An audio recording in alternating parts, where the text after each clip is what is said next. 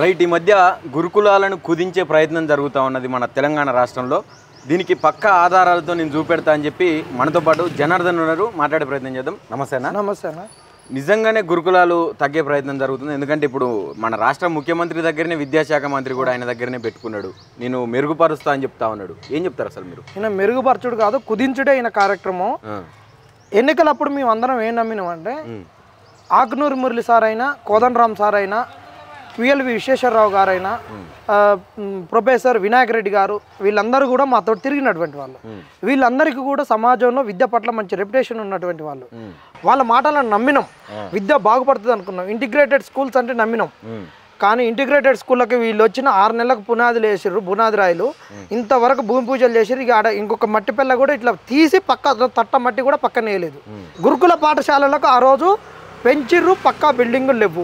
మేము వచ్చిన పక్కా బిల్డింగులు చేస్తాం, స్టాఫ్ని రిక్రూట్ చేస్తాం అని చెప్పారు కాబట్టి మేము మిమ్మల్ని గెలిపించినాం. ఈ రోజుకు పక్కా బిల్డింగులు పెంచలేదు, స్టాప్ లేదు. లేకపోయేసరికి తేళ్ళు, పాములు వచ్చి కరుస్తున్నాయి. నీ గవర్నమెంట్లోనే ఫుడ్ పాయిజన్స్ అయినాయి. పిల్లల్ని పంపిస్తారా, ఫుడ్ పాయిజన్స్ అయ్యి మరి నీకు ఎలకలు వచ్చి కరిసి పాములు ఇళ్ళలోకి వచ్చి పాఠశాలలోకి వచ్చినప్పుడు పెంచారు కదా, పెంచారు. అదొకటి ప్రాబ్లం. ఇంకొకటి ఏంది, బిల్డింగ్ 3 అంతస్తులు ఉంటుంది కింద. ఇక ఆనే తినాలే వాడు, అదే హాస్టల్, అదే క్లాస్ రూమ్. ఇలాంటప్పుడు నీకు తల్లిదండ్రులు ఎట్లా పంపిస్తారు? నీకు నిధులను పెంచి పక్క బిల్డింగులు పెంచలేదు, వాళ్ళకు ఉన్నటువంటి డార్మేటరీని పెంచలేదు, సపరేట్ చేయలే, కాలేజీలని చేయలే, స్కూళ్ళను చేయలే. ఈ లోపం వల్ల కూడా తల్లిదండ్రులు పంపలే. ఇంకొకటి ఏంది, వీళ్ళు వచ్చినాక కాంగ్రెస్లో ఇప్పుడు వచ్చిన సెక్రటరీ ఇంకొక చేసినటువంటి ఘనకార్యం ఏంటంటే, కొన్ని స్కూళ్ళకు రికమెండేషన్ చేసుకోవడం వల్ల ఎక్కువ స్టాఫ్ వచ్చారు, కొన్ని స్కూళ్ళల్లో అసలు లేరు. నాది సూర్యాపేట జిల్లా కాబట్టి సూర్యాపేట టౌన్లో ఉన్నటువంటి ఒక స్కూల్ ఉంది, చివెంల స్కూల్ అని. ఆ స్కూల్లో 5 ఫ్యాకల్టీలు ఎక్కువ ఉన్నారు. కానీ ఇదే ములుగు జిల్లా సీదక్క కాడ చూస్తే ఆమె మంత్రి కదా, ఆమె లేస్తే ఆమె షో చేస్తుంది కదా, నెత్తిన తట్టలు పెట్టుకొని బస్తాలు పెట్టుకొని మోస్తున్న, రోడ్లు లేవు అవి లేవు అని చెప్పుద్ది కదా. ఆమె ఒక గర్జన బిడ్డగా. ఆ ములుగులో అసలు స్టాఫే లేరు. మరి స్టాఫ్ లేనప్పుడు స్టాఫు లేరు, నీకు క్వాలిటీ ఎడ్యుకేషనే లేదు. నీకేమైనా పిల్లలకు మంచిగా స్కూలు, కాలేజీ, హాస్టల్ సపరేట్లు ఉన్నాయంటే ఏది లేదు. మరి నీకు ఇలా ఫుడ్ చక్కగా పెడుతున్నారు అంటే లేదు.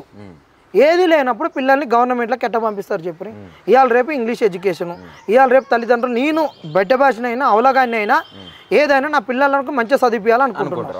అవునా కాదా? అలాంటప్పుడు ఈ స్కూళ్ళకి ఎట్ట పంపిస్తారు? స్ట్రెంత్ తగ్గుతుంది. స్ట్రెంత్ తగ్గినప్పుడు ఇవన్నిటిని ఒక్కడ కలిపి నేను రేవంత్ రెడ్డి గారు కానీ మంచి మార్కులు కొడుతున్నా అని చెప్తుంది, అట్ట చేస్తుంది.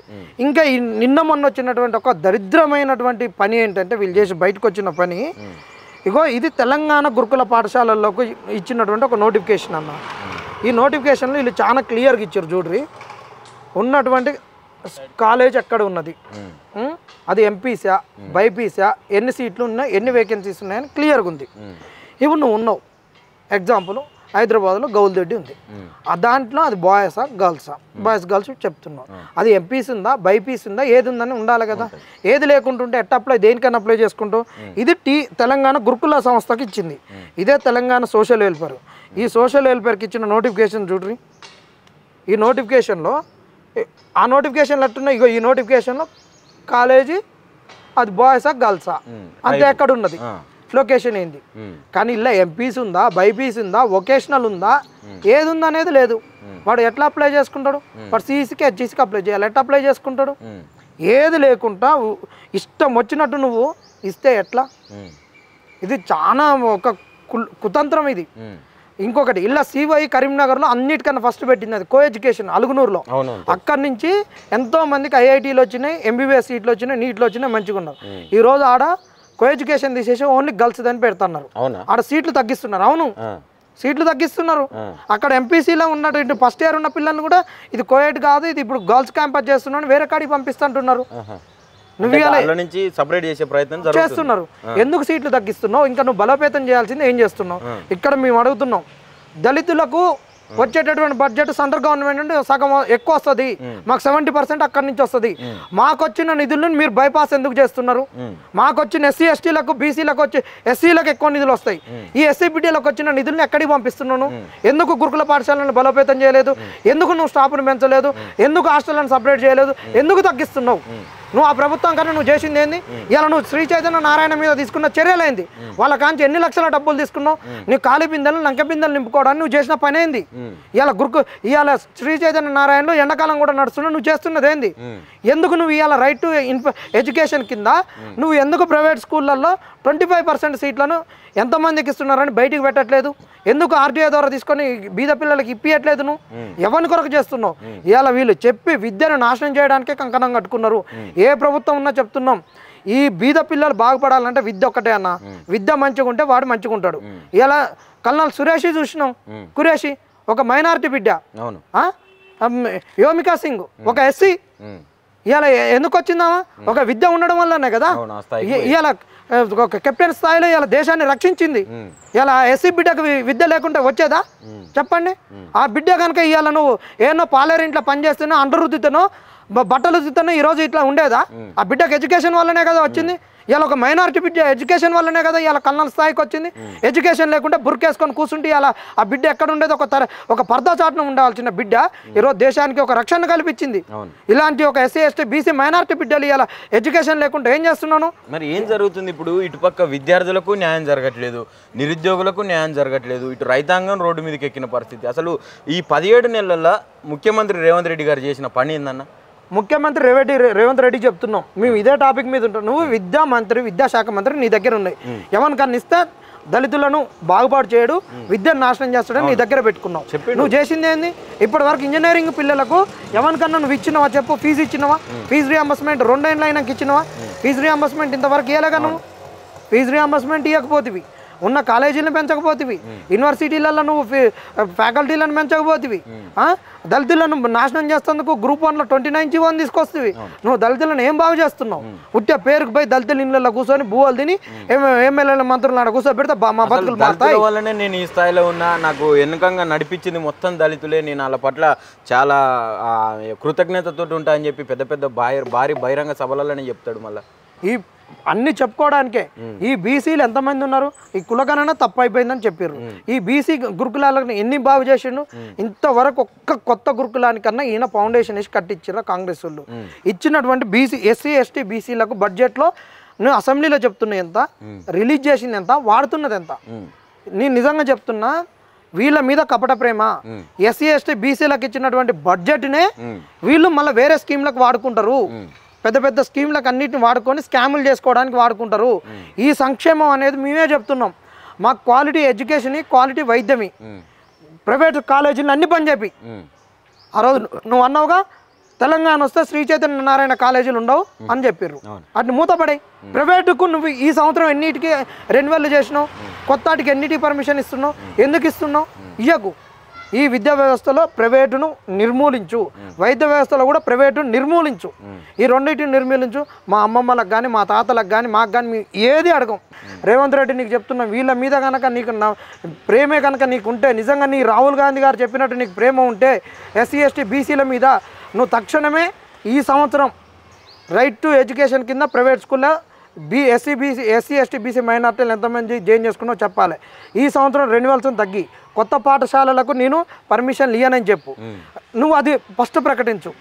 ఈ సంవత్సరం నుంచి కొత్త హాస్పిటళ్ళకు నేను అనుమతి ఇయ్యను, ఉన్న డాక్టర్లు గవర్నమెంట్లోనే చేయాలి, విద్యను వైద్యాన్ని నిన్ను గవర్నమెంట్ పరం చేస్తున్నా అని నువ్వు ప్రకటించు. దమ్ముంటే అది చెయ్యాలి. ఎందుకు కాదు? ఇప్పుడు క్యూబాలో కావట్లేదా? క్యూబా చేయట్లేదా? ఎందుకు కాదు? ఆ రెండింటిని గవర్నమెంట్ దమ్ముంటే చేయమను. నీ రాహుల్ గాంధీని చేయమను, నువ్వు చేయి. అంటే ఇదే అట్టడుగు ప్రజలకు విద్యను అందాలి, విద్య ప్రతి ఒక్కరికి భవిష్యత్తు మారాలంటే, వీళ్ళ బతుకులు మారాలంటే విద్య ఖచ్చితంగా అందరికీ చేరాలని చెప్పి ఆనాడు డాక్టర్ బాబాసాహెబ్ అంబేద్కర్ గారు రాసిన రాజ్యాంగాన్ని చేతిలో పట్టుకొని తిప్పుతా ఉన్నాడు కదా మరి రాహుల్ గాంధీ. ఈయన ఒక్కాంచి చేతిలో పట్టుకొని తిప్పుతుంటే వీళ్ళు ఒక్కాంచి కాల్ చేస్తున్నారు. రేవంత్ రెడ్డి ఒక్కాంచి రాజ్యాంగాన్ని కాల్ చేస్తున్నాడు. 29 జీవోని తీసుకొని వచ్చినావు. రైట్ టు ఎడ్యుకేషన్ నీ కాంగ్రెస్ తెచ్చింది కదా, ఎందుకు ఇంప్లిమెంట్ చేయట్లేదని అడుగుతున్నాం. ఒక్కాంచి రాజ్యాంగం విలువను మేము కాపాడుతున్నామని చట్టాలు చేస్తారు, ఇంప్లిమెంటేషన్ మాత్రం చేయరు. మరి ఇది ఎవరు చేసింది? వీళ్ళు కాదా? మరి అందుకనే రాహుల్ గాంధీకి సూటి ప్రశ్న. ఇప్పుడు ఈయన చేసింది మీకు చూపిస్తామన్నా. ఈయన చేసినటువంటి వ్యవహారం ఈయన రేవంత్ రెడ్డి తీసుకొచ్చి చేసినటువంటిది, ఈయన ప్రభుత్వం చేసినటువంటిది, ఈయన చేస్తున్నటువంటిది, రాజ్యాంగాన్ని లెట్ట కాలుస్తున్నారు అనేటటువంటిది. ఇప్పుడు మీకు ఈయన చేస్తున్నటువంటి తంతు అంతా ఇంత కాదు. ఈయన రాజ్యాంగాన్ని ఏడ మొత్తం తలగబెట్టుడే వీళ్ళు. వీళ్ళు తలగబెడుతుంటే ఇగో ఈ బిడ్డలు మరి వాళ్ళు చనిపోయింది, ఈ బిడ్డ ఉద్యోగం రాకనే చనిపోయిందిగా సంగీత. నీ కాంగ్రెస్ గవర్నమెంట్ వచ్చినాక ఈ సంగీత మరణానికి ఎవరు కారణం? నిరుద్యోగిత పెరిగే కదా. ఇప్పుడు రాజు వివేకాసం లాంటిది నువ్వు ఎందుకు చేయలేదు? మరి ఇది కాదా ఇలా తీర్మానం మళ్ళీ తిరిగిన కారు ఇది కాదా? మరి వీళ్ళు రోడ్ల మీద నుంచి పోవచ్చు కదా, వీళ్ళు ఎవరు? జానారెడ్డి కొడుకు ఆయనే కదా. మరి ఇంత లగ్జరీ కార్లు ఉన్నాయి కదా, ఆదాయాన్ని తగ్గించి మీ ఖర్చులు తగ్గించుకొని ఎస్సీ ఎస్టీ బిడ్డలకు మీరు ఎందుకు చేయట్లేరు? ఇగో వీళ్ళు చేసినటువంటి స్కీమ్లే చూడు. ఆ రోజు ప్రభుత్వాన్ని ఇచ్చింది ప్రజాపాలన ఫామ్స్, ఈ ప్రజాపాలన ఫామ్స్, ఈ ప్రజాపాలన అప్లికేషన్ పెట్టుకున్నాడు ఎవడు? ఎస్సీ ఎస్టీ బిడ్డలు కాదా, బీసీ మైనారిటీ బిడ్డలు కాదా? మరి వీళ్ళని ఎంత మీరు నాశనం చేస్తున్నారు? ఇది అసలు కాంగ్రెస్ తీసుకొచ్చినటువంటి ఇగో మరి ఈమె చేసింది ఏంది? ఈమె ఇన్ని ఎందుకు చెప్పింది ప్రియాంక గాంధీ? ఇవన్నీ ఎస్సీ ఎస్టీ మైనారిటీ బిడ్డల గురించి, బీదోని గురించి, ఈడబ్ల్యూఎస్ వాళ్ళ గురించి చెప్పినటువంటివే కదా. ఇలా విద్యను వీళ్ళు మొత్తం నాశనం చేస్తున్నారన్న. ఈ విద్యను నాశనం చేసి మరొక రకంగా మమ్మల్ని పాలేగాలుగా తయారు చేసేటటువంటి కార్యక్రమమే ఇది. ఇగో రాహుల్ గాంధీ వచ్చిండు, మాకు లైబ్రరీ దగ్గర కూర్చున్నాడు, ఉద్యోగాలు ఇవ్వలేదు, ఉన్నటువంటి స్కాలర్షిప్లు ఇవ్వట్లేడు, ఈ ఉన్నటువంటి సోషల్ వెల్ఫేర్ కాలేజీలలో ఉన్నటువంటి కాలేజీలను తగ్గిస్తున్నాడు. ఇది అన్నిటికీ లాస్ట్కి ఏంటంటే మమ్మల్ని ఈ ఎస్సీ ఎస్టీ బీసీ మైనారిటీలందరినీ కూడా నాశనం చేయడానికే కంకణం కట్టుకున్నారు. మళ్ళీ క్వాలిటీ లేని ఎడ్యుకేషన్ ఇచ్చి మళ్ళీ పాలేగాన్లుగా జీతగాన్లుగా వీళ్ళు పెట్టే కంపెనీలలో అతి తక్కువకు అంటే రోజుకు 300 లెక్కనిచ్చి అంటే 12,000 నెలకు. 12,000 అంటే 12,000 అంటే రోజుకు 300 నుంచి 400 ఇవ్వడమే. అలా రెంట్ కూడా వెళ్ళని పరిస్థితి. గవర్నమెంట్ కాలేజీలు నాశనం చేయాలి, స్కూళ్ళను నాశనం చేయాలి, గురుకులాలను నాశనం చేయాలి, ఇలా పిల్లల్ని విద్యకు దూరం చేయాలనేది రేవంత్ రెడ్డి కట్టుకున్న కంకణము. దీనిని మేము ఉపేక్షించము. ఆకునూరు మురళి గారు నువ్వేం చెప్తావు చెప్పాలి. యూనివర్సిటీలలో నువ్వు ఇవాళ తెలంగాణలో 12 యూనివర్సిటీలు ఉంటే ఈయన 1,500 పోస్టులు ఖాళీగా ఉంటే 500 ఈయన ఎంత నింపుతుంటున్నాడు? 200 పోస్టులు నింపుతుంటున్నాడు. అవి కూడా ఇప్పుడు నింపడంట. ఎవరైతే మమ్మల్ని రెగ్యులర్ చేయాలనుకుంటో వాళ్ళకు 10,000 జీతం పెంచేసి వీళ్ళతోటే పెంచుతాని చెప్తున్నాడు. ఉస్మాన్ యూనివర్సిటీని అన్ని ప్రైవేట్ యూనివర్సిటీల నాశనము, వీళ్ళ విద్య నాశనము. ఇవాళ ఏ యూనివర్సిటీకి కూడా బ్లాక్ గ్రాంట్ లేదు, ఏది లేదు. వాళ్ళకి ఇచ్చినటువంటి పైసలు వాళ్ళకు ఉద్యోగాలకు, జీతాలకు, వాళ్ళ పింఛన్లకు సరిపోదు. రేవంత్ రెడ్డి ప్రభుత్వము సంవత్సరంన్నరలో మాకు తేలింది ఏంటంటే ఎస్సీ ఎస్టీ ఎడ్యుకేషన్ను వాళ్ళకు అందాల్సినటువంటి ఒక క్వాలిటీ ఎడ్యుకేషన్ నాశనం చేయడము, వీళ్ళని పాలగాలుగా చేయడము, వీళ్ళని ఎన్నికలలో ఒక సెంటిమెంటల్గా ఉపయోగించుకోవడం అనేటటువంటిదే ఈ సంవత్సరంన్నర పాలనలో మాకు తేలింది.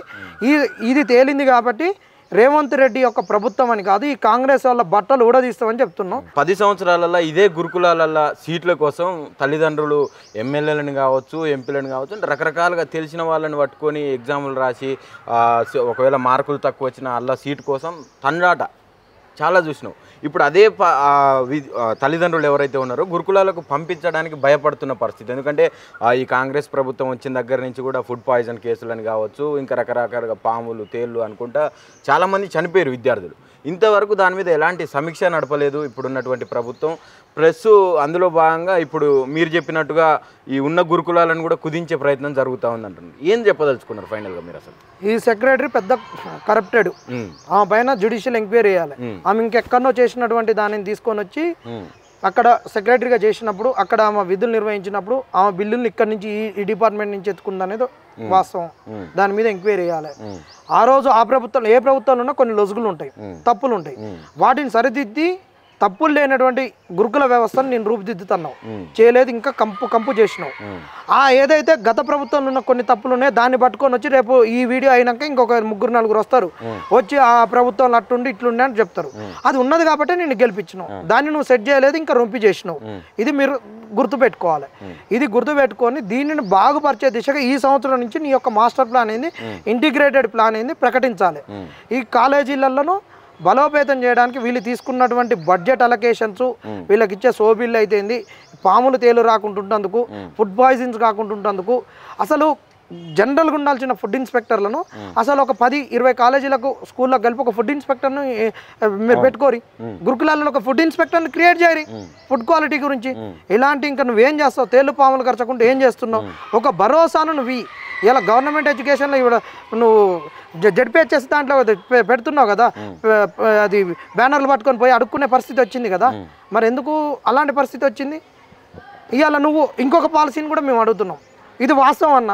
గవర్నమెంట్ కాలేజ్ స్కూల్లో చెప్పేటటువంటి భార్యాభర్తలు ఉంటే వాడు డూప్లెక్స్ ఇల్లు కట్టుకుంటుండు, కానీ ప్రైవేట్లో వీని పిల్లల్ని మాత్రం శ్రీ చైతన్య నారాయణలో పంపిస్తాడు, వీని పిల్లల్ని ఇళ్ళకి తీసుకురాడు. మరి ప్రైవేట్లో వీని పిల్లలకు చదువు చెప్పేటోడు మాత్రం గుడిసెళ్ళల్లో ఉంటాడు, వీడు అద్దె కొంపలల్లో ఉంటాడు. గవర్నమెంట్లో ఉన్న టీచర్ల పిల్లల్ని అందరిని గవర్నమెంట్లో చదివించాలని నువ్వు జీవో తీసుకుంటరా ఫస్ట్. ఇలాంటివి చేయకుండా ఉంటే మాత్రం మేము ఉపేక్షించేది లేదు. మీరు గత ప్రభుత్వంలో ఉన్న కొన్ని తప్పులను తీసుకొని వచ్చి మళ్ళీ దీన్ని గజిబిజ్జేసి మీడియాలలో ఉన్న వాస్తవాలను బయటికి రానియకుండా ఓ నర్సే బ్యాచ్ ఉంటుంది అన్న. మీకు చేతులైతే దండం పెడుతున్నాం, అలాంటివి ఉన్నాయని ఆ ప్రభుత్వాన్ని గద్దె దింపినాం. మీరు సోయి తెచ్చుకొని ఈ ప్రభుత్వాన్ని మంచి దిశగా నడిపించేటట్టు చేయరి ఓ అని మళ్ళీ మీరు ఒక 20 ఏళ్ళ ప్రభుత్వానికి దూరంగా ఉండకని చెప్తున్నాం. ఓకే రైట్, థ్యాంక్ యూ అన్న, థ్యాంక్ యూ సో మచ్. అయితే ఇది ఇప్పుడున్నటువంటి మన రాహుల్ గాంధీ కాంగ్రెస్ అగ్రనేత ఎవరైతే ఉన్నారో ఇదే రాజ్యాంగం పట్టుకొని రాజ్యాంగం యొక్క అంతిమ లక్ష్యమే అట్టడుగు ప్రజల వరకు కూడా చదువు పోవాలి, చదువుతోనే వాళ్ళ జీవితాలు మారుతాయని చెప్పి ఆనాడు డాక్టర్ బాబాసాహెబ్ అంబేద్కర్ గారు ఆలోచించి రాజ్యాంగాన్ని రాసి అందులో సర్వ హక్కులు పొందుపరిచి పెట్టి ఉంచినటువంటి రాజ్యాంగాన్ని ఈ రాహుల్ గాంధీ చేతిలో పట్టుకొని తిరుగుతూ ఉంటే ఇక్కడ తెలంగాణలో మాత్రం అదే రాజ్యాంగాన్ని కాలబెడుతూ అట్టడుగు ప్రజలకు చదువును దూరం చేసే ప్రయత్నం రేవంత్ రెడ్డి చేస్తూ ఉన్నాడు. తక్షణమే దీన్ని మానుకోవాలని చెప్పి కూడా జనార్దన్ చెప్తా ఉన్న పరిస్థితి. కెమెరా పర్సన్ రాఘవేంద్రతో నవీన్, ఆద్య టీవీ, హైదరాబాద్.